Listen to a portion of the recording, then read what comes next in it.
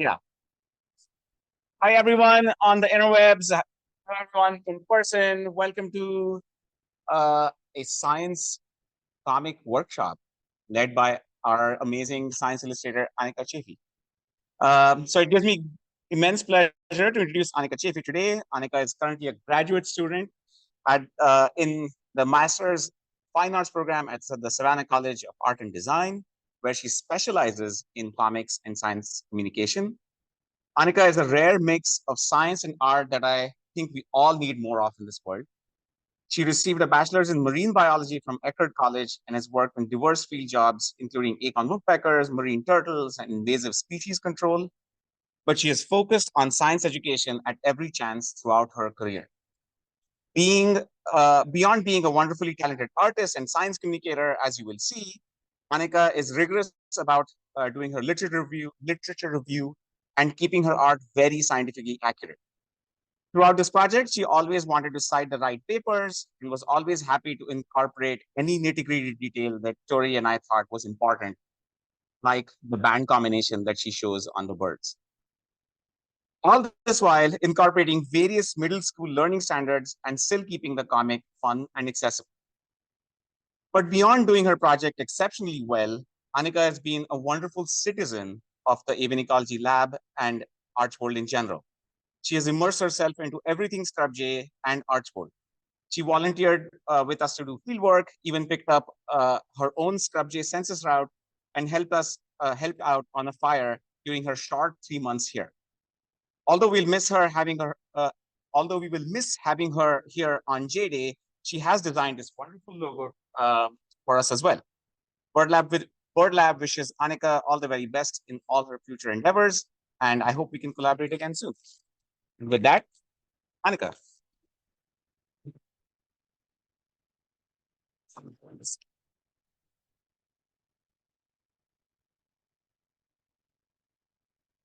Hello.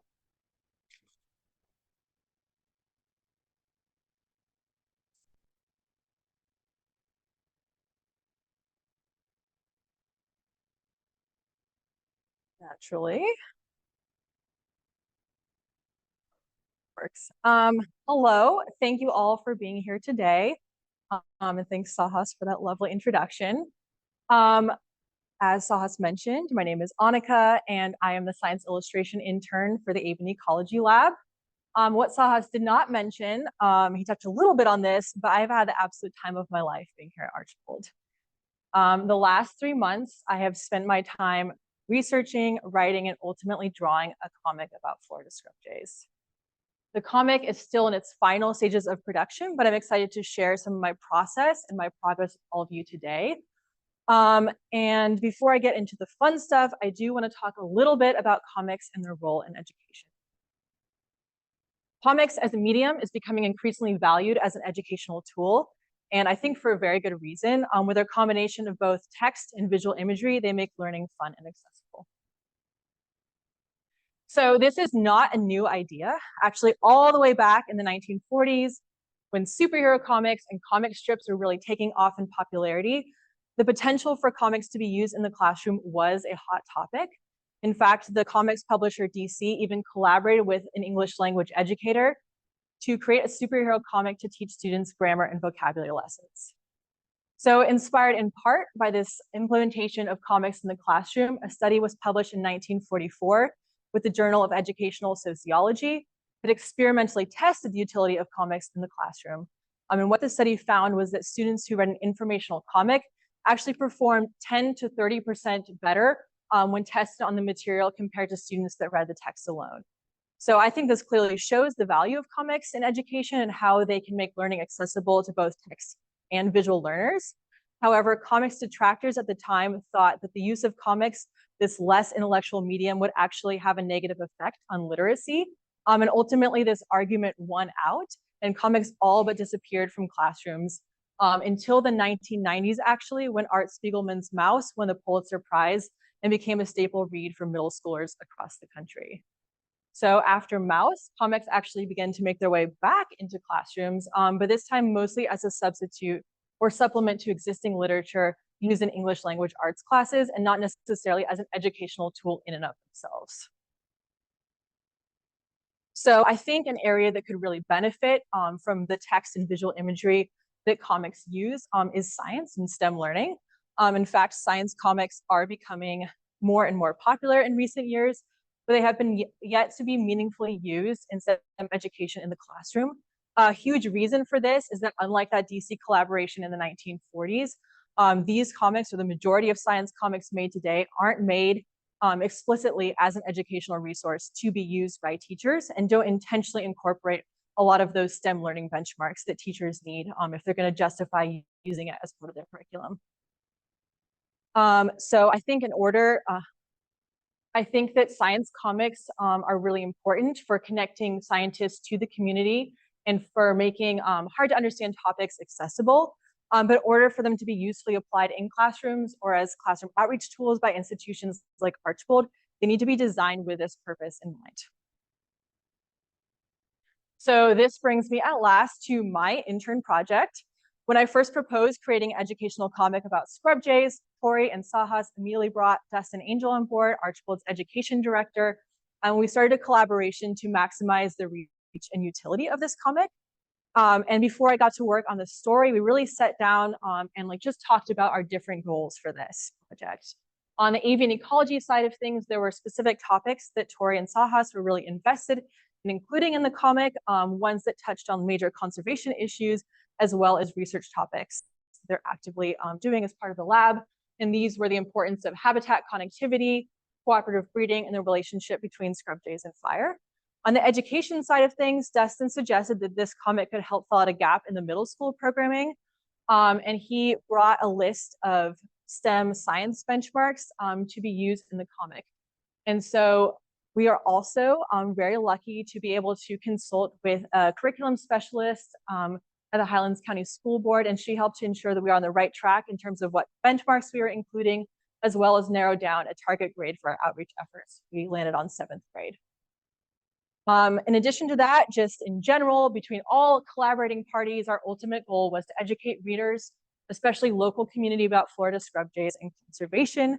With all of this in mind, I began to brainstorm about a way to create a story that would tie this all together with a single narrative thread. So the early stages of any comic are often very tedious and involve, I think, altogether way too much thinking and not enough drawing. But I was really lucky to be able to be here at Archbold and actually spend time with scientists in the field, observing them as they went about their different research methods. I also was able to spend some quality one-on-one time with scrub jays, observing them as well and getting to know them on a personal level. And then, of course, there was a lot of time spent delving into the existing relevant literature. So once I had collected a lot of research and formed kind of a baseline understanding of Florida scrub jays, their biology, and the different research that's being done here at Archbold, I started to think about a story. I think that even with educational comics, narrative is critical. I think humans are inherently drawn to storytelling, and every good story needs a good protagonist. And thus, Cora was born. She became the heroine of this story. So Cora and the story itself was loosely based on research I did looking at the understudied role of female scrub jays in territory acquisition and dispersal, as well as a 1971 case study I came across that looked at a female scrub jay that defended a territory before later being joined by a mate. So for me, the most important thing, however, was that Cora's attitude and goals would be relatable enough for students that they would feel invested in the outcome of the story and hopefully learn a few things along the way. So I decided to follow Cora as she yearns to move out of her parents' territory and find her own home in the scrub. Along the way, she encounters a lot of obstacles, such as habitat loss and fragmentation, as well as the effects of fire suppression. But eventually, with the help of Archbold scientists and proper land management, she is able to move into a newly burned area of scrub. So after I solidified the major story elements, which we just went through, I set to work creating a script. With educational comics especially, they are very research heavy, very research focused. So it was important for me to get all of the written text out first before I began to dive into the visual elements. So I went kind of page by page, panel by panel, solidifying the dialogue, what text I wanted on the page, as well as starting to think a little bit about how I wanted things to look. So for the next few slides, I'm going to go through my process from script to the final page. And I'm going to do that by looking at a specific page of the script, and that's going to be this page 4 here, where I'm talking about the formation of Lake Wales Ridge, as well as the speciation of scrub jays from western jays. So a lot of big ideas here. I'm trying to encapsulate changing landscapes over time, as well as the formation of a dune ridge. So what I had written here as a visual, if you can see for 4.3, is that sand is deposited and forms dunes, how to represent that visually. So these are kind of the things that I'm starting to think about as I'm problem solving, how to come up with a way to make these concepts readily understandable. So after the script is done, the next stage I move on to is thumbnailing. So thumbnailing is basically a way of really quickly figuring out how I want all the visual information to look on the page as a whole. So this is both the most challenging and rewarding part of the comics making process. This is like really where all the major thinking gets done. And for this page, I brainstormed a couple of different ways to represent Lake Wales Ridge formation in these changing landscapes. And here's a little time lapse kind of my rapid ideation. So I work really fast, not that fast, that is a time lapse, but I'm working digitally primarily, but oftentimes with a thumbnailing stage, I will work on a sketchbook. And I'm just like, whatever comes to mind, I draw it out. I'm not preoccupied with making it look good. I'm focusing on big shapes, even using stick figures to do this. So for this, I started out thinking about maybe an aerial view of Florida, showing how the coastline changed with rising sea levels and isolating the scrub jays on Lake Wales Ridge. That's pretty boring and predictable, I would say, kind of something you might see in a textbook. Then I thought about juxtaposing Florida coastlines, like before and after, and then showing some movement of like sand from Appalachian Mountains that is then creating this dune ridge. Also kind of similarly boring. Eventually I decided to go with more of a cross section and focus mostly on the visual excitement of the page. This is a very text heavy page. I have a lot of information here. It's dense. So for me, it made sense ultimately to go with more simple visual imagery to complement the text and not have it be overwhelming. So this is kind of what I ended up with here. On the left-hand side is what I would call like the rough pencil stage. So just a step beyond thumbnails, starting to solidify how I want things to come together. From there, it's mostly kind of plug and play. I start refining my line work through the pencil stage here in the middle, and lastly, arriving at the final inked page. So digitally, this is very easy. I can do this all on separate digital layers. I can drop the opacity down and then draw on top. Very efficient process. All right, and then lastly, here is the finished colored page. All right, so I'm going to go and take another page and just show you a more detailed view of my process from start to finish here, from the pencils through the final inks. There's a little time lapse going on the left. So I oftentimes use something called blue lines, which you can do with traditional art as well. But basically, it makes it easier for me to draw over top with my final inked lines. So obviously, the goal of this comic is to make learning more accessible. But when I'm working in full color, especially, there are other accessibility considerations. I wanted to make sure that this comic would also be understandable to somebody with color blindness. So something I often or almost always do if I'm working in color is to use a grayscale filter over the top so I can check contrast constantly as I'm putting in my colors to make sure that somebody can still follow the story. So here I am adding in flat colors initially, and then I go over with highlights and shadows. So for this one, I actually started off with a red background and I changed it once I did check the contrast. So that's why the final image on the right is different from the one on the left.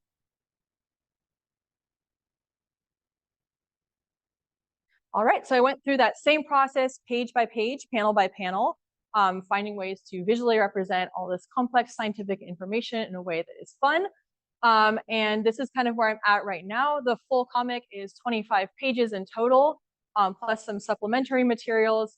And I have an additional month of remote work where I'll be completing these final pages, but I have 13 pages fully colored and done, and the rest are final inks. All right, so I do want to circle back to the beginning. The whole point of this was really to make something that could be used in classrooms by teachers. as well as being an outreach resource for Archbold. So let's just touch a bit on these educational goals and how they were met. So the entire 25-page comic, I was able to incorporate 9 science learning benchmarks, predominantly from the 7th grade. And those cover topics of ecosystems and how they change, human impacts on the environment, as well as the nature of science. So I've taken some examples here from my comic to show how I incorporated those benchmarks. On the left, we have a page where Cora is out looking for a territory, and she comes across some human impacts in the form of like habitat destruction or degradation.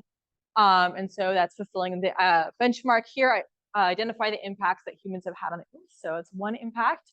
And then on the right, it's talking about methods used in the pursuit of scientific explanation. And we have some Avian ecologists out in the field. They're measuring nestlings and then talking about how we can utilize this data to answer lots of different questions. So the way these benchmarks are incorporated flow within the story and function to reinforce core science principles. And the hopes there is that students get an opportunity to see how these principles are actually applied and kind of have a more concrete example of the things that are already being talked about in the classroom as part of the curriculum. All right, so I also want to talk about the supplementary materials that have been included in this comic. Throughout the comic, there are different bolded vocabulary terms. The goal I had was that students could understand these terms within the context of the comic first. If they couldn't figure them out, they could always reference the glossary in the back to get a more comprehensive definition. This comic is also based in research, so it seemed only appropriate that include a bibliography as well. And then for teachers, we included a page that has a list of the included benchmarks and where to find them in the comic. So the final result will be unveiled in October as a PDF available on Archbold's website, and we hope that it'll be implemented in classrooms in the spring of 2025. And the goal is to get 1 copy in the hands of every 7th grader in Highlands County for the next 3 years. This project was incredibly rewarding and very fun to bring to life. And I hope that has a positive and lasting impact on Archbold's outreach, as well as serve an example of how collaborations between artists, scientists, and educators can give birth to creative outreach solutions that inspire and educate adults and kids alike about the importance of science and conservation. Thank you.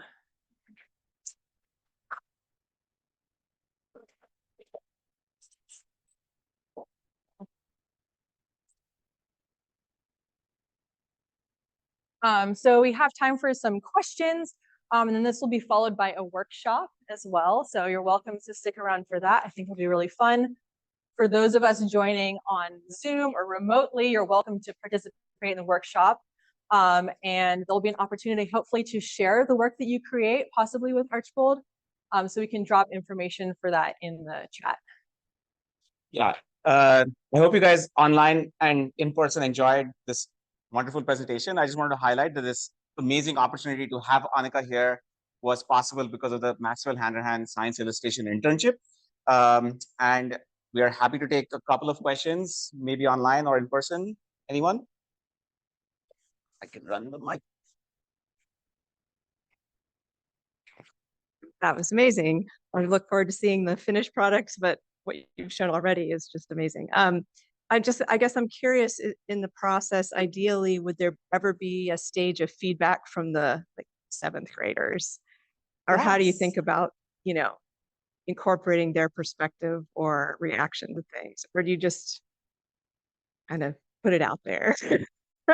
I think initially putting it out there is kind of, that's the way this is going to go. But I did talk to the person we've been communicating with the school board and asked her about possibly getting back in touch with the teachers who are using this comic and hopefully get some feedback from the students as well. Because I think ideally being able to incorporate that feedback moving forward would be invaluable. I'm going to ask a quick online question first. I'll come to you, Joe. So Deneve Online is asking, wasn't there a short film made about jays aimed at elementary school students? And maybe this is a question for Justin more than Anicka. Isn't there what? A short film made for scrub jays, elementary. Yes. Yes, that Archbold made with Jen Brown, and it's called At Home in the Florida Scrub.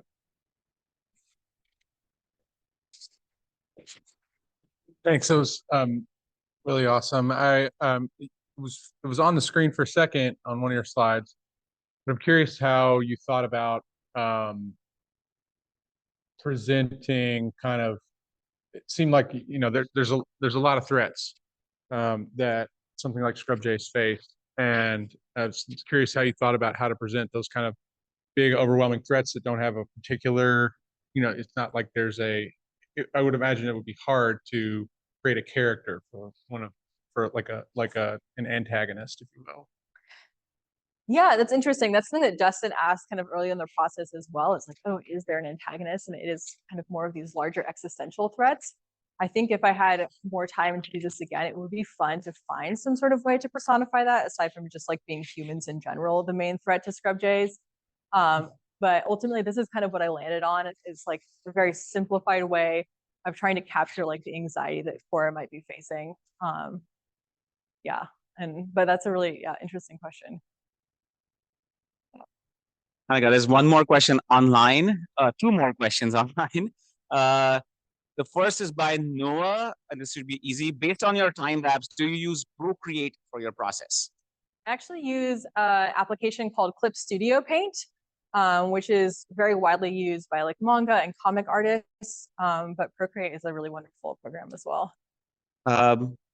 Great. And there's another question by Deborah here.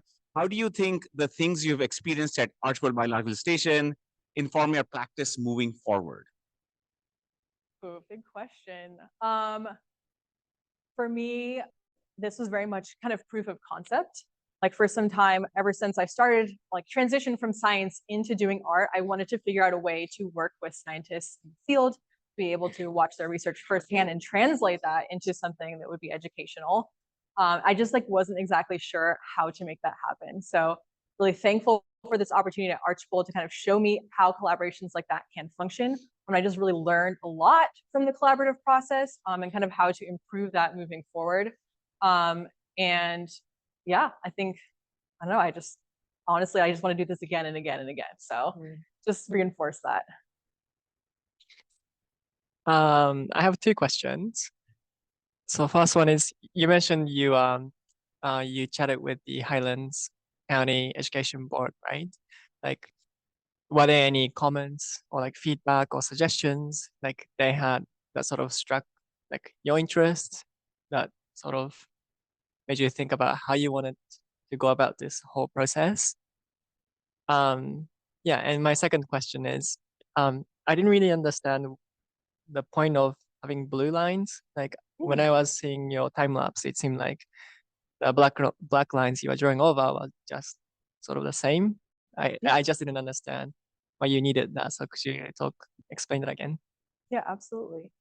So the initial meeting we had with the school board was really helpful, just in terms of even just like affirming that this was going to be something that could be useful at all to teachers, because that was just a huge unknown for me personally. So she helped just kind of like encourage the whole process. And then also basically what happened is I just kind of went through my script as it was and talked about what benchmarks were included in what sections. And she just kind of gave me the go ahead there. But really where she was most helpful was figuring out kind of a target grade level, because initially I was incorporating a lot of different science learning benchmarks across middle school. So like 6th, 7th, and 8th grade, and there's still some 6th and 8th grade benchmarks in there, but just like understanding that this would be most useful when targeting a specific grade level helped me in the process a lot. And then in terms of the blue lines, let's see. So blue lining, let's see if I have an example. I had a blue line pencil actually out on one of the tables. So blue lining is something that is like kind of a vestige of traditional comics making process, where you're penciling and you're inking on the same piece of paper. These are non-photo blue pens, so you can draw your line work and then you can ink over the top of it, and it's not going to come through if you scan it, take a photograph of it. So it's a way of like not having to erase all of your pencil lines. In the digital space, it's a little bit less relevant. I could just drop the opacity of one layer and keep it black, but for me, it's just visually easier to see my black lines on top of the blue than it would be otherwise. That was great. Yeah, one more question's fine. Yeah. Yeah, I thought it was a really cool talk. I appreciated the history of the comics in the classroom. And I was just curious, like nowadays, is there a push to do more of this? Like, what's the current state of comics in the classroom? Yeah, that's a really interesting question, and something that I have been looking into a bit. I think that they are being more considered as an educational resource, but just like the way that comics publishing is working now, it's really hard, like as a comics artist, to actually make a career out of doing projects like this. It's like easier to go through a traditional publishing process where you're publishing more of a graphic novel length thing and you're getting royalties and all that fun stuff. And those publishers aren't necessarily concerned with making this an educational resource. Scholastic does a lot of educational comic book publishing, and they do consider learning benchmarks for the stuff that they do. However, I was checking their website and they have just one comic available for STEM learning. So it is something that I think is growing in popularity, but it hasn't quite like fully made it yet. I did come across a paper actually published in July, though. I've been doing a lot of research into like comics implementation in classrooms and how it could be applied for education. And just yesterday, I came across this paper. I was really excited to see because they were talking specifically about the application of science comics for learning in the classroom. And it ended up being, yes, like very beneficial as one could imagine. So yeah, hopefully we'll see more of it. Yes, Fred. Last.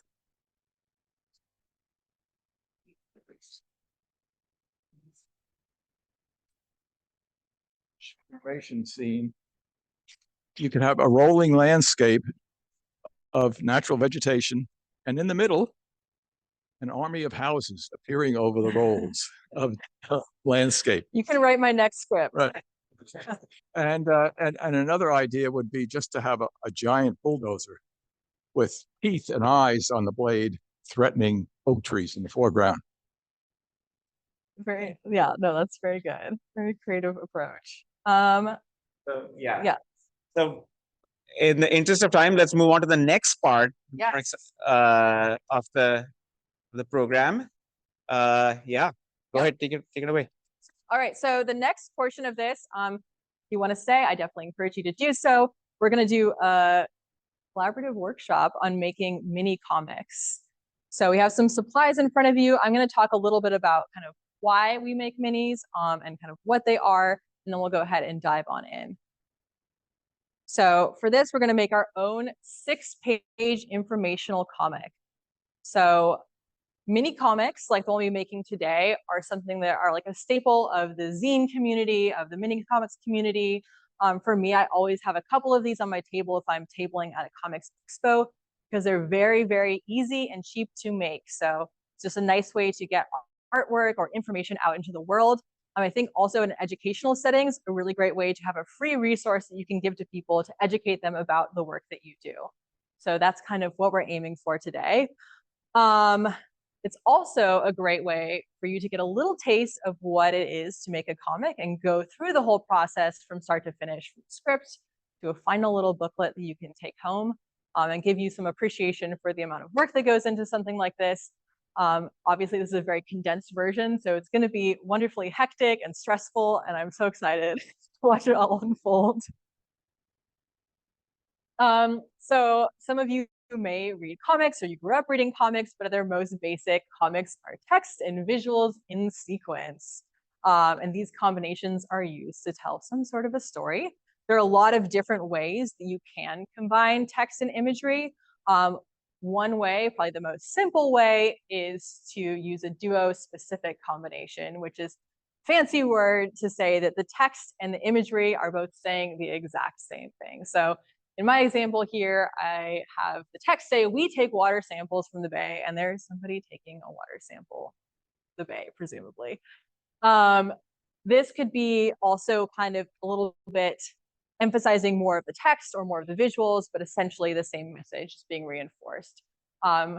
Oftentimes you see in informational or educational comics what we call a word-specific combination, where the words are doing all of the heavy lifting.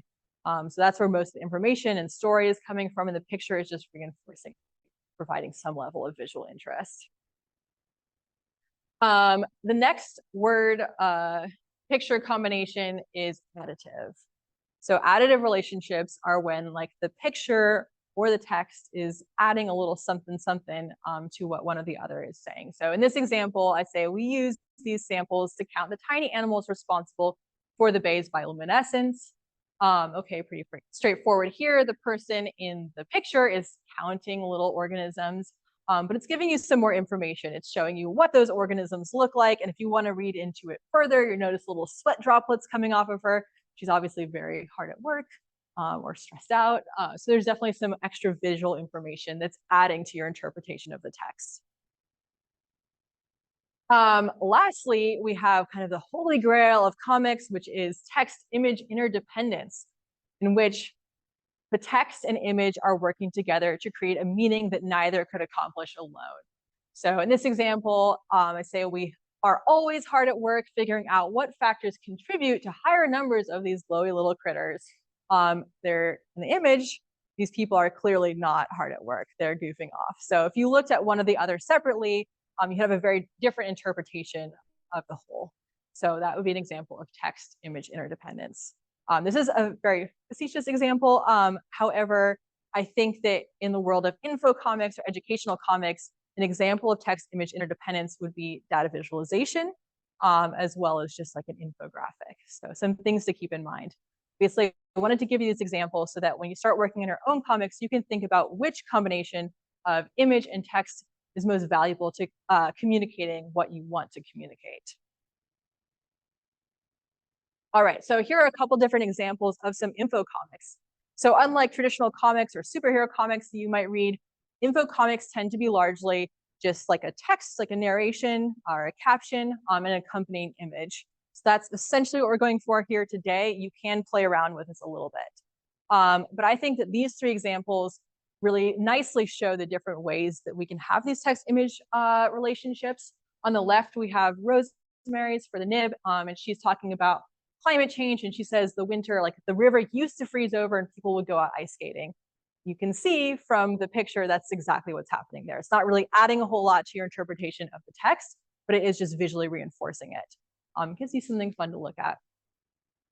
For the middle example, talking about radioactive isotopes, this is a great example of an additive relationship between the text and image. So they're not entirely saying the same thing. They're kind of reinforcing each other, adding some added visualization to more abstract concepts. On the right is Whit Taylor's piece for the nib about race. And I think she gives a really good example of how comics can visualize more abstract ideas and concepts. The way she makes use of the imagery of a garden trellis to explain genetic movement, I think is really beautiful and an elegant way of problem solving, making something clear to somebody who might not be familiar with the science or this concept. So as you begin to brainstorm your comics, think about how and when to use these different kinds of text-image relationships. All right, so we're going to get started. I'm going to have everybody, if you're not already sitting in a lab group or with a group of people that you're interested in collaborating with, you can go ahead and do that now if you want to switch things up. But as I mentioned, during this workshop, we will be making 20-minute minis. So this is like a very short period of time to do this. So just be prepared for time limits. Better stick to them. All right, so we have a prompt, which is that in 6 panels or pages, you're going to treat each page of this comic like a panel. So each panel is going to have a bit of text and an accompanying image. You're going to introduce your reader to the work that you and your lab does, or the work that you do in general, and why it's important. If you don't like the work you do, or you're retired and you don't work, you're welcome to share something that you think is interesting, that you know a whole lot about. You're also welcome to talk about a hobby that you do or enjoy. So you can have a lot of creative freedom with that. But imagine you are trying to share something with a reader who is not familiar with you or your work. So just keep that in mind. All right, so I have a little example here of a mini that I have made using this prompt, talking about why I make comics. And I gave myself a 5-minute time limit, so it is just very rough. The goal is not perfection here. The goal is to get creative and have fun, and get ideas down on paper. So stick figures are definitely going to be beneficial. So why I make comics, I introduce myself, and that I draw things, specifically comics. Very exciting, some picture of me drawing comics. My favorite comics to make are the ones that connect scientists to the public. I have like a little visualization of that there. And find ways to visualize hard to understand topics. So someone's going blah, blah, blah, and then I've interpreted that idea visually. I hope my work makes comics or science more accessible, inspires people, and most importantly, makes learning fun. Yay. That's kind of, you know, the benchmark. So low pressure, I would say. All right, so we're gonna start with a script. So in your groups, we're gonna first, before we do the scripting part, we're gonna make our little comics. So you should have some sheets on your table that look like this. And if you're participating virtually, you can just draw everything on a scrap piece of paper if you like, and do this later. Or if you've pre-made a sheet, you can go ahead and use that. You're gonna fold it in half, like hot dog style. You're gonna push the edges together, like so they form kind of a diamond. And then you can flatten that out on your table and fold it over however feels most natural into a little booklet.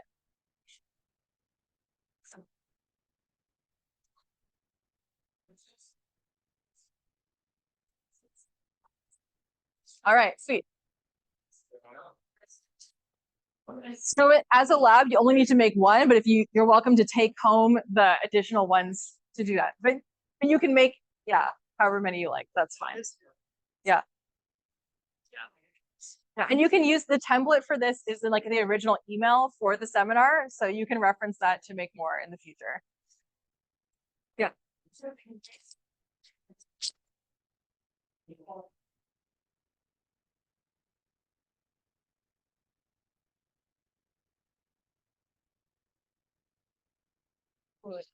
Yeah, yeah.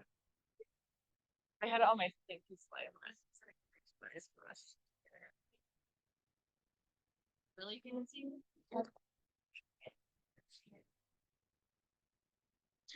All right, so looks like everyone's got their little booklets ready. So the next step is going to be scripting, and you're going to have a whopping 7 minutes to do this. So you're going to think of this once again as kind of like a little story in 6 parts. So little bits of information on 6 pages. So we're going to put that together. You have 7 minutes to do so. You're welcome to write this final script on each page of your little booklet, or you can write it out on a separate sheet. All right, dive on in. Let me know if you have any questions.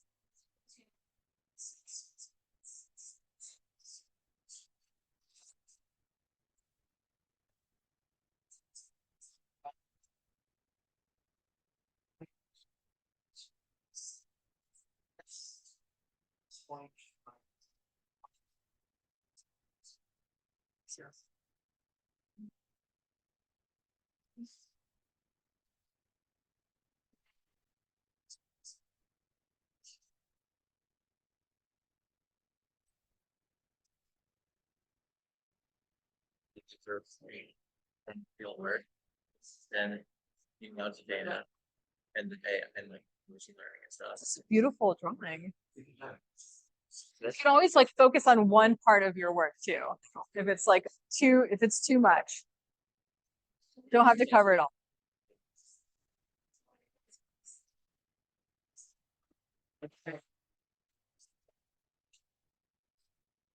How are things going over here?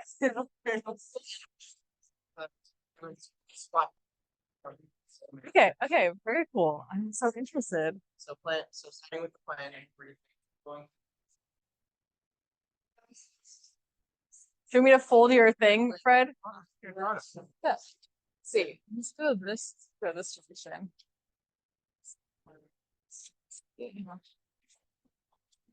So, All right, thank you. no, it's wrong. It's wrong. I like it too. I'm gonna have to find a way to incorporate that.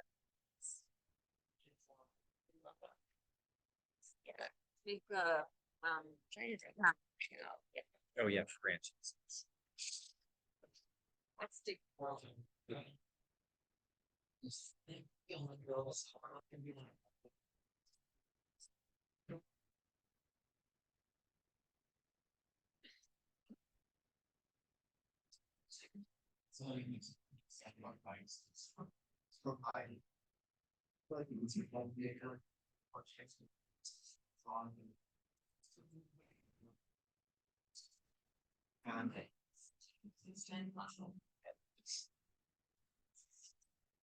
Yeah. Yeah, sure. Yeah, absolutely.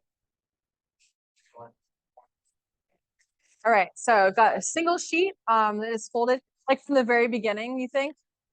Okay. So if you just happen to have a piece of printer paper in front of you, first step is to fold it hot dog style. And then you're gonna go ahead and fold it hamburger style after that. So making sure to crease it. Once you have it with hot dog and hamburger style, you're gonna, oh yeah, just my face. So hot dog style first, then hamburger style. Then you're gonna go ahead and fold the edges into the center to your hamburger style fold like this, creasing along the edges, and then unfold it. After that, you're gonna go ahead and fold it in half once, and you're gonna make a cut to the first crease, just like that. So when you unfold it, you should have 8 separate sections with a cut in the center. And then from there, you're gonna fold it in half, push the edges together like this, and fold it over, and then fold it again till you have a little comic.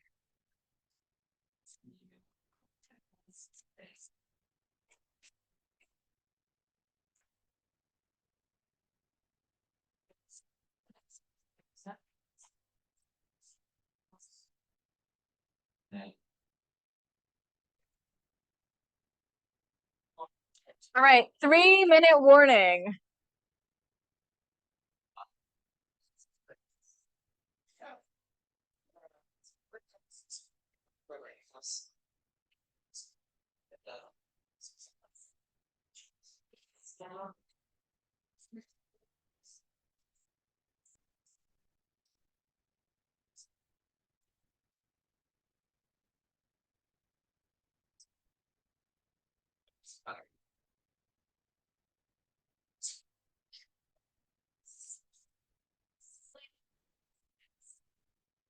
If you want to scroll through them around, you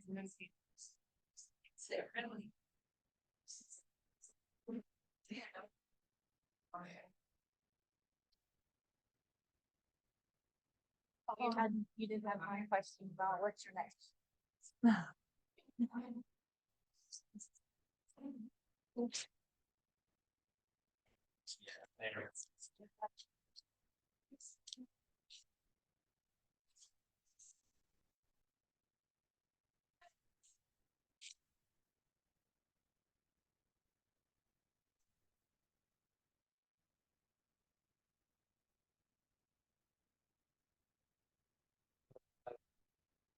Right, you have just over a minute, so finalize any last little script bits.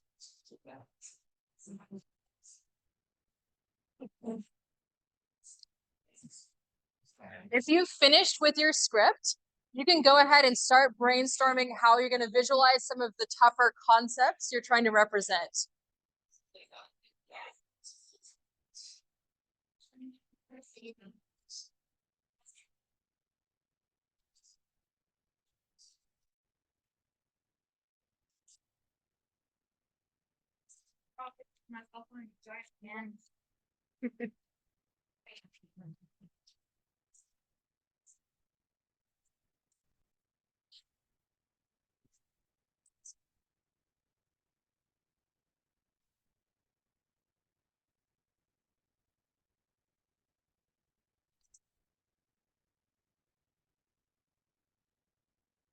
So haven't figured out how to, they can always do that later with those instructions that were attached to the seminar. So, you know, ability.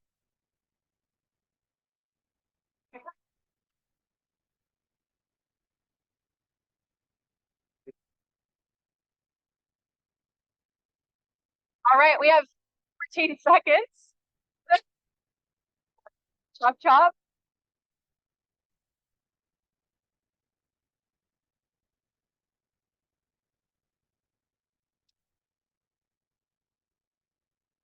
All right, your time is up for the scripting stage.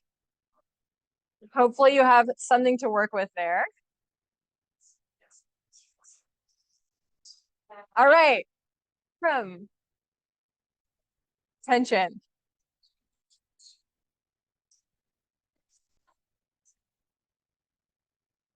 That would have been useful. All right, so the next stage of this process is going to be thumbnailing. So you can think about how I kind of went about that for my comic, but basically you're going to be rapidly ideating and brainstorming ways to visualize probably the more complicated bits of your script. So we'll have time when you put the whole thing together to finish out some of those like simpler visuals, the ones that are maybe more of those like duo specific combinations. But you can use scratch paper or one side. Yeah, just use some scratch paper and start to sketch out some rough ideas. If you've already done that, if you're ahead of the game and you're in a place where you want to continue, you're welcome to start putting together your final comic. We have 3 minutes for this.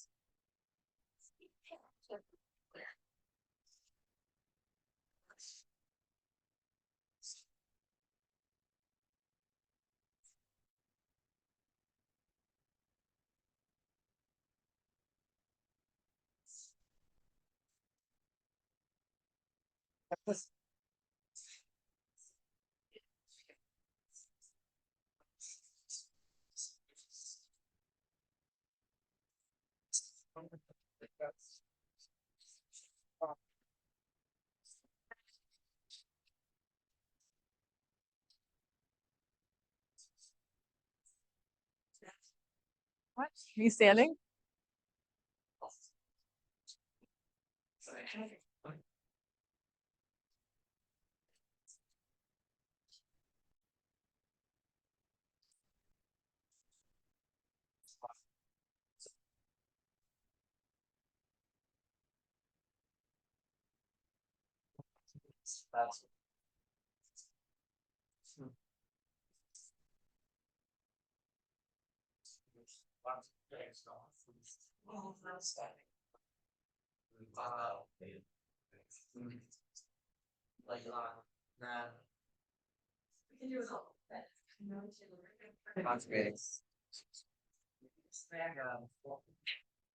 I love this. Oh my gosh. It's like some complex mind mapping happening over here. This looks like calculus.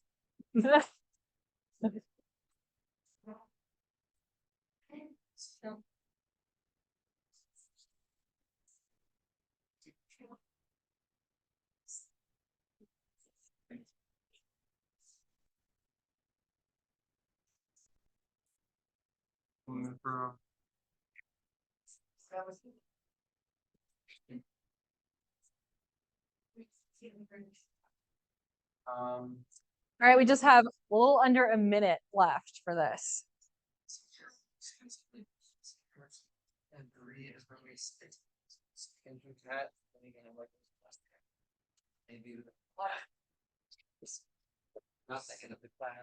You're just like so ready. So ready for your final draft. Amazing. Amazing. Do you want some more colored pencils? Yeah. The advanced students only.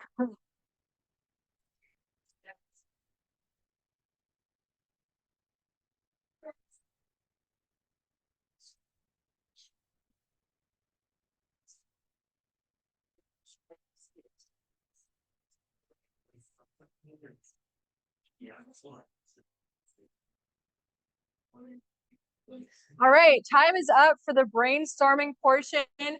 Now it's time to dive full on in and commit to your artwork and your text and put your mini together.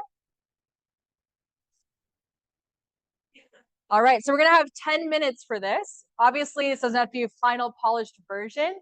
The goal here is that with these minis, it's on a single sheet of printer paper. You can take it home. You can make another version that's more final or beautiful. You can photocopy that. You can print out as many copies as you'd like. You can hand them out to visitors in your lab. You can use them however you would like. So very exciting little take home. All right, 10 minutes is beginning now. I recommend if you are in a lab group, you can have a designated scribe or someone who's drawing, or you can do like a round robin and just hand it off and switch off doing pages, which is always fun too.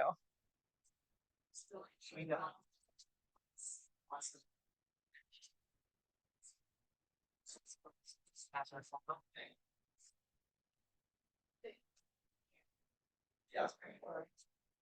Yeah.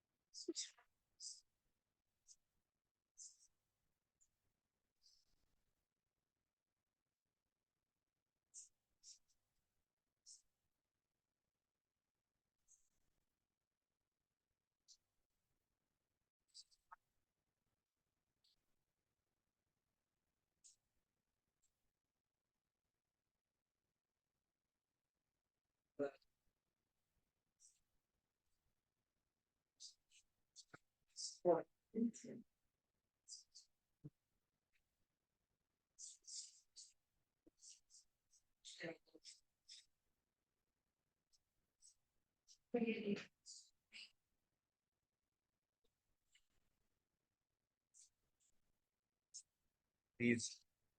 Oh, right. And so. I'll tell you to think about that. So much better.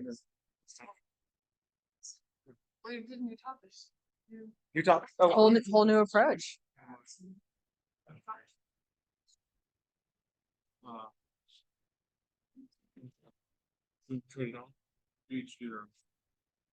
Well, we have to. So we could keep our own, but it's 1 month trade-off. It's a trade-off and the journal. Like each of us are working on it. Oh, So like, first one now. Why?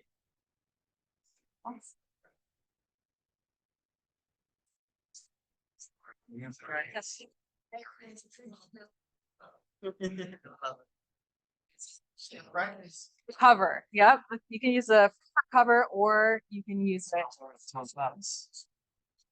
Doesn't have to be one of the 6. No, it's cover. But yeah, there's 6 on, so it's kind of. okay, cool. Yeah, and I'll show you. Like, fold it like this too. I was trying to figure Yeah, out. yeah. I'll do this one. It's a little tricky. So that'll give you, yeah, the amount of pages needed. You should do that. Be so good.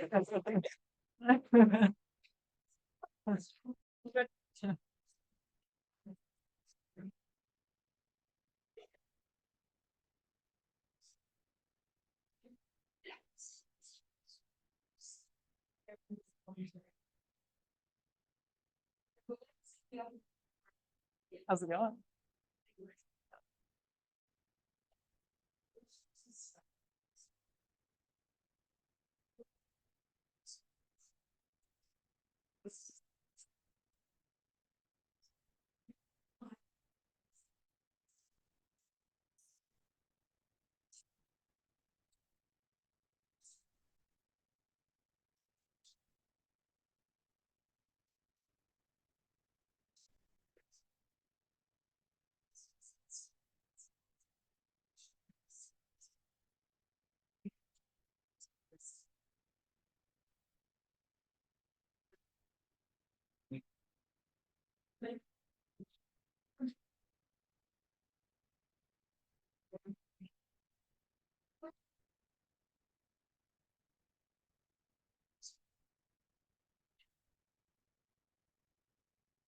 How are things going over here?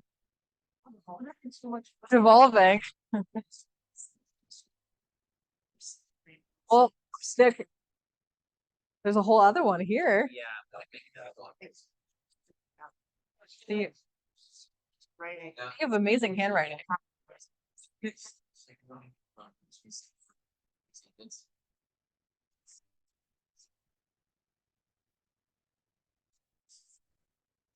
All right, 5 more minutes.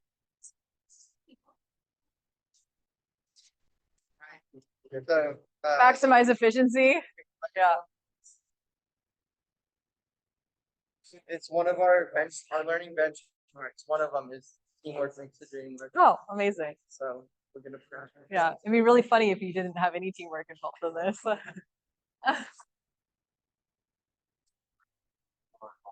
Is that at the ranch? Yeah. Oh my gosh.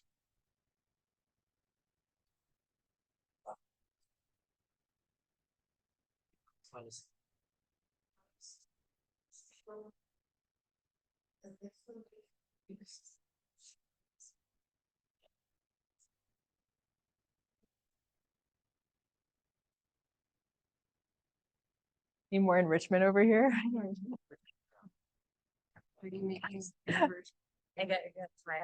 Right, this is looking very good. I'm impressive. Yes. I think it. Well, would you be interested in sharing with the class after this? Yeah, we can Okay. share. Yeah. None of our channel lines. Send ranchers and scientists together and such. How can we slow the flow? Control structures, Amazing. which then allows ranchers to keep ranching. It's beautiful. I love the spoonbill. This was my contribution, which was. I could funny never have because guessed. I drew it. Really, I thought you was. That just fit in perfectly with it. Amazing. Amazing. You have short tree that's being measured by.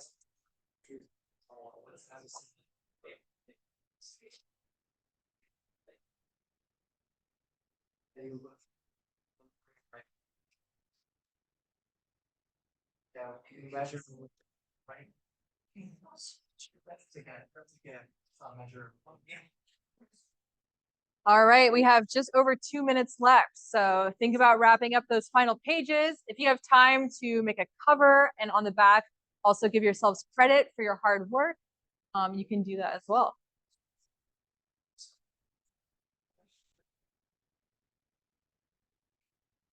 Don't worry about it. Don't worry about it. Don't even worry about it. Like, We can get used to walk on. I think so. Yeah. Yeah. Yeah.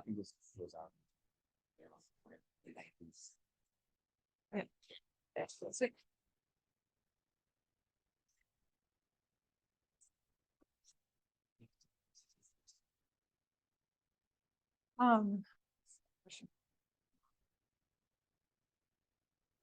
Do you happen to share where people might be able to?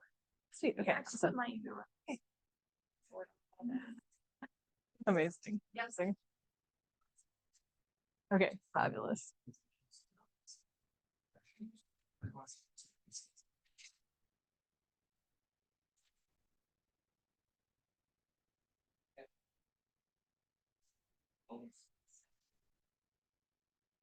All right. 1 more minute.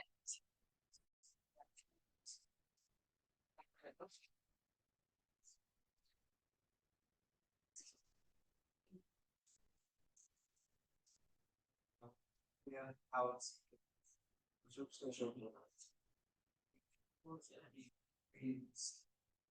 We slow down.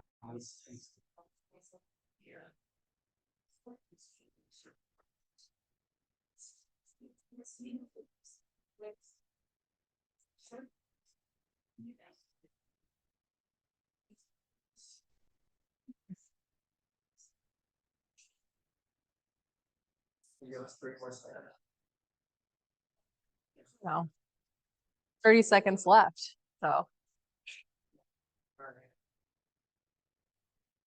chop, chop.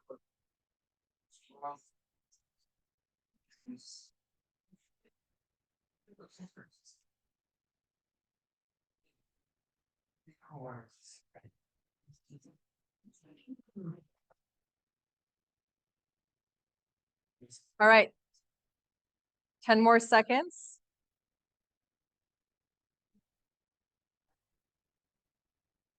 5, 4, 3, 2, 1. All right. Hands down. Amazing. All right, well, thank you all for participating. For those of you that are here in person, we'll take some time to go around and look at each other's work. Maybe someone can explain kind of your thought process and why you chose the visuals you did. I do want to take a moment also to thank the people involved in helping this project come together. Obviously, thank you to the Maxwell Hanahan Foundation for funding this internship. Thank you to Sahas, Tori, for trusting me through this whole process, for bringing me on board. Obviously, thank you to my fellow interns for all your support, and everyone else who went through and offered me feedback on my comic. I also had two really wonderful artist mentors that were I was connected with through Sahas and Tori, or through Archbold, Angeline Meeks and Deborah, who really were wonderful resources for me to have a second eye or a third eye on my comic, and help me work out some of the more complex visual information. So very, very grateful for their involvement. And yeah, just thank you to Archbold for having me.